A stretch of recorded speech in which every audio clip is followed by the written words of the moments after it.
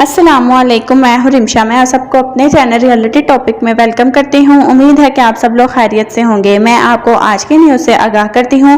Facebook चौथी बड़ी company है जिसने वॉइस रिकॉर्डिंग सुनने के लिए इंसानी अमले का इस्तेमाल किया। इससे पहले सार्फिन ये समझ रहे थे कि इनकी रिकॉर्डिंग्स को आर्टिफिशियल इंटेलिजेंस के जरिए सुना जाता है। खबर रसा अदारे के मुताबिक अप्रैल को यह बात सामने आई थी कि अमेज़न ने मसनूआत के मयार से मुतल्लिक जानने के लिए मशीनों के बजाय इंसानी अमले का इस्तेमाल किया। दूसरी तरफ जुलाई में बेल्जियम के सरकारी टीवी ने इंकशाफ किया था कि गूगल भी यही काम कर रहा है।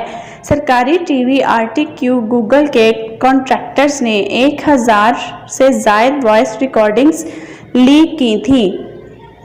इसमें 15% से ज़ायद रिकॉर्डिंग हादसाती तौर पर भेजी गई थी, जबकि कुछ में खास नौइयत के ज़ाती पैगामात भी थे। बरतानिया में कमिश्नर इत्तलाआत के तर्जुमान के मुताबिक तहकीकात की जा रही हैं कि आया गैर ऐलान शुदा इंसानी अमले के जरिए जनरल डाटा प्रोटेक्शन रेगुलेशन की खिलाफ वर्जी तो नहीं की गई।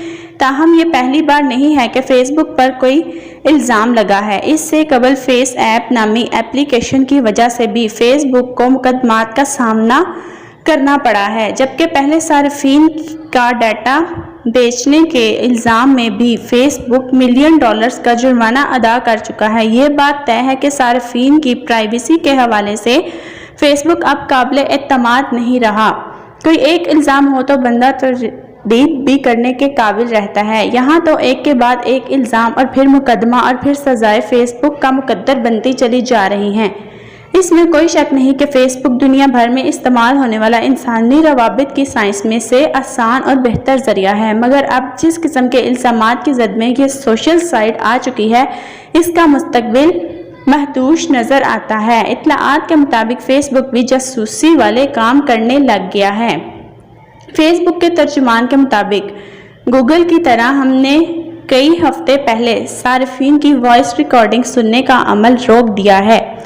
तो ये थी आज की वीडियो। जिसने मेरे चैनल को अब तक सब्सक्राइब नहीं किया, बराए मेहरबानी वो मेरे चैनल को जल्द से जल्द सब्सक्राइब कर लें ताकि आपको हर नई से नई आने वाली वीडियो की नोटिफिकेशन मिलती रहे, और बेल आइकन पर क्लिक करना मत भूलिएगा। आपका बहुत शुक्रिया।